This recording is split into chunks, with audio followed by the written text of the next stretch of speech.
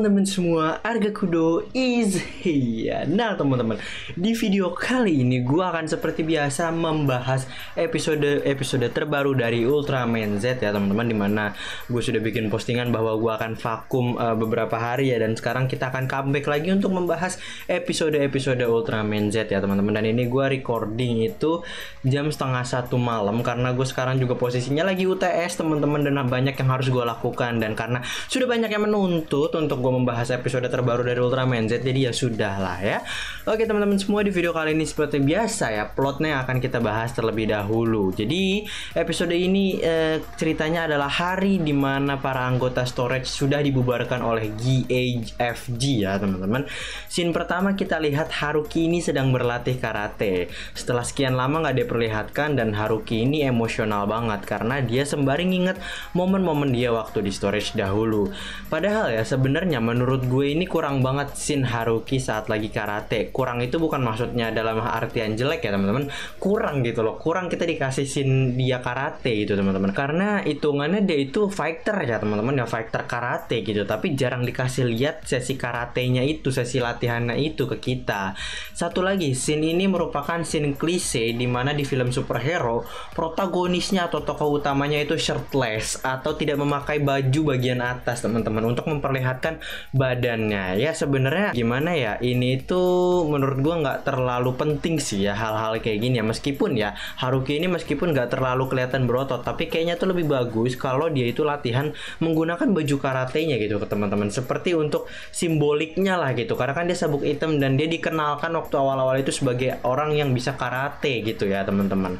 Jadi ya seakan kayak oh tokoh utama itu harus berotot dan badannya harus kelihatan di layar gitu. Dan stigma kayak itu tuh masih banyak nempel banget di film-film superhero gitu. Jadi protagonisnya seakan-akan tuh supaya hebat dikasih scene yang seperti ini, scene yang nggak pakai baju untuk memperlihatkan otot-ototnya gitu teman-teman. Yang mana sebenarnya nggak begitu penting gitu loh, cuma untuk show off aja gitu rata-rata ya. Tapi ya sudahlah, tidak apa-apa teman-teman. Kemudian dia ditelepon nih sama Yoko buat jalan-jalan dan main bareng lah istilahnya.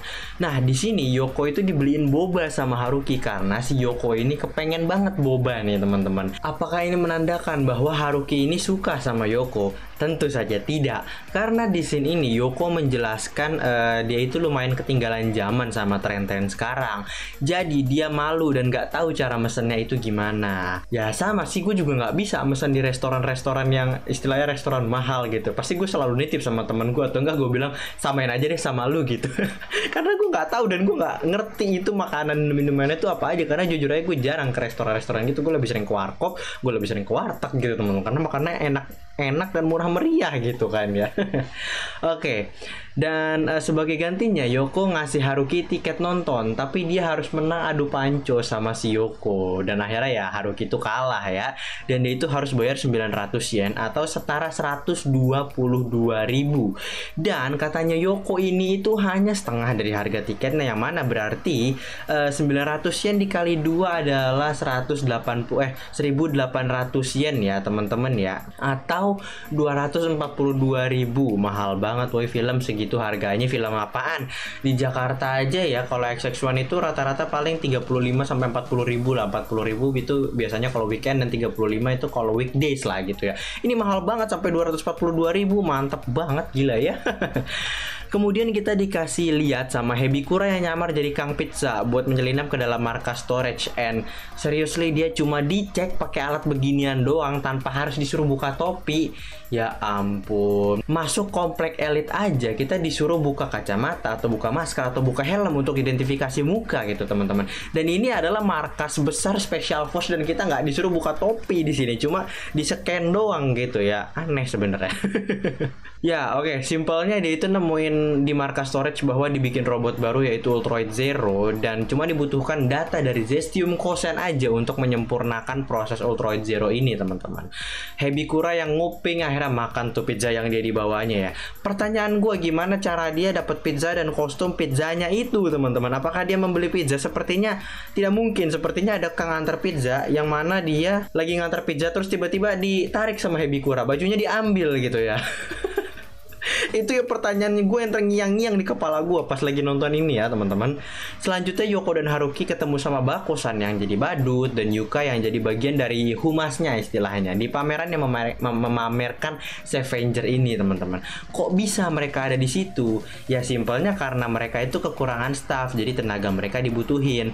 Bakosan juga bisa sekalian ngecek-ngecek Scavenger yang istilahnya dia rawat lah dari lama dan udah lama nggak dia lihat gitu. Jadi bisa ngecekin dan dirawat lah istilahnya gitu. Datanglah si Barossa di sini teman-teman. Dan kenapa Haruki bisa nepis senjatanya Barossa cuma pakai tangannya?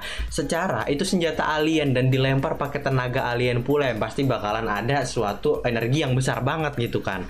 Penjelasannya ya simpel, karena dia itu udah bersatu sama Ultraman Z gitu kan.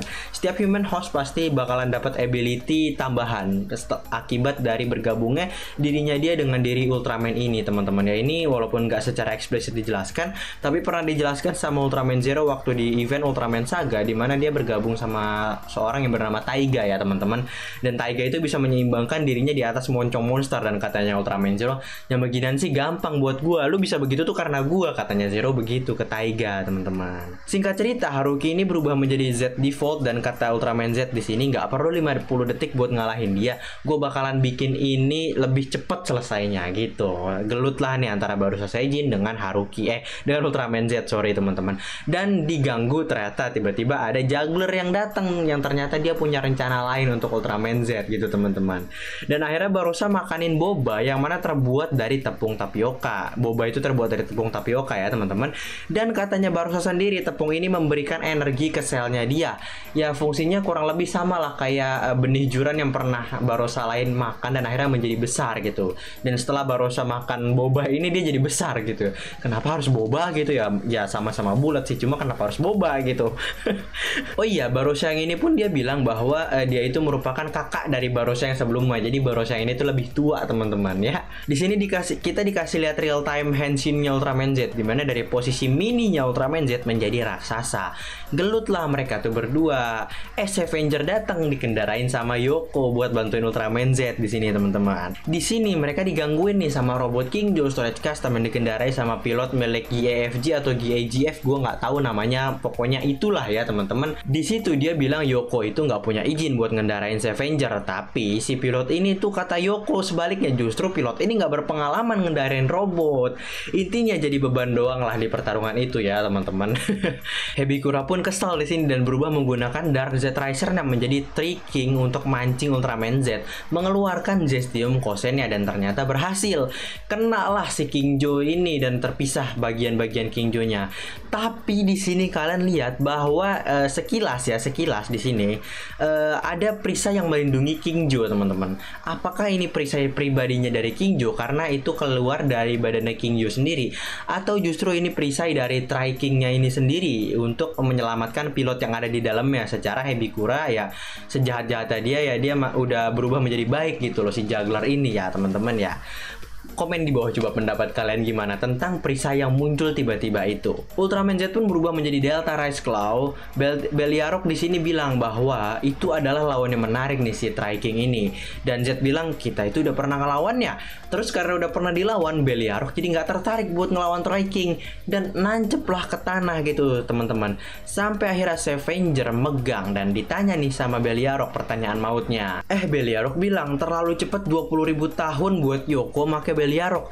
Ya ini menurut gue sebuah easter egg sih ke Ultraman Zero itu sendiri ya, karena Zero sebagai rival abadinya dari Ultraman Belial, dan mungkin Ultraman Belial pun udah bosen dengerin si Ultraman Zero ngomong terlalu cepat 20.000 tahun untuk Anda mengalahkan saya ya. Kemungkinan saking seringnya diucapin sampai terngiang-ngiang itu di kepalanya si Beliarok ya teman-teman ya. Nah di sini Beliarok pun diledek sama Yoko. Gue yakin lu cuma bisa bacot doang dan gak bisa nebas itu alien. Dijawablah sama Beliarok. Ini cuma buang-buang waktu katanya Beliarok. Dijawab lagi sama si Yoko. Oh berarti lu pengecut katanya Yoko begitu. Beliarok pun akhirnya kesel dan bilang menyedihkan, sini gue tunjukin. Akhirnya bisa diangkat si Beliarok ini karena tertantang sama si Yoko kan, dia begitu. Akhirnya dengan menggunakan bagian kaki Kingjo buat lari, Scavenger berhasil nebas bebas Barossa Saiyajin dan matilah Barossa Saiyajin itu, teman-teman. Selanjutnya di sini Z berubah menjadi Gamma Future di saat 3 King berubah menjadi 5 King. Z menggunakan Zestium Drive, lalu Gamma Illusion yang mengeluarkan 3 Power Type dan Dynastrong Type untuk menggunakan Garneto Bomber dan Delasium Lightstream, teman-teman. Dilanjut lagi sama Ultraman Gaia menggunakan Photon Edge dan mata Gankyu hancur akhirnya karena Photon Edge ini, teman-teman. Selanjutnya menggunakan medal Ginga, X dan Orb yang dikasih sama Riku atau Ultraman Z menciptakan sebuah serangan baru yang bernama Galaxy Barstow, teman-teman. Nah, di Galaxy Barstow ini juga ada petir khasnya Ultraman Z ya, teman-teman, yang menandakan ya bahwa ini bekas dipakai Ultraman Z ya. Mungkin sebuah call out aja ke Ultraman Z itu sendiri, teman-teman.